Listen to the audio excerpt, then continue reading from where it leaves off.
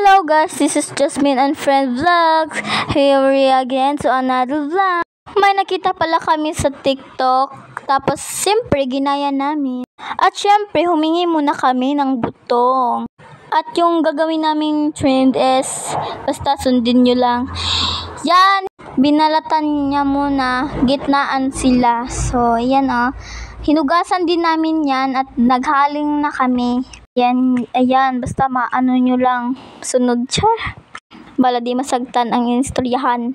Pinatong na ni Diana Lee kasi isugba na, sugba. Inayos niya muna para maayos pagluto, di ba? Yan guys. Para masarap. Yes.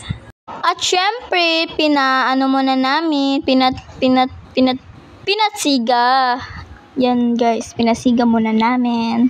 Meron pa siyang okay. A few moments later, tapos na nga kaming magluto. Kumuha din yung kapatid ko ng dahon sayan kasi dyan namin lalagay yung niluto namin na botong. Akalain nyo guys, yung niluto naming botong is maitim na siya, pero pagbukas namin, hindi naluluto yung loob. Char. Yan, nabalatan na.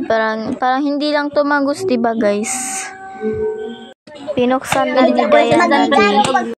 Siyempre, ako muna unang titikim kung masarap ba. Nagtataka ako. Para hindi siya tumagos, pero ang init yung niya. In fairness, masarap siya guys. Yes, may pa-okay pa nga ako dyan.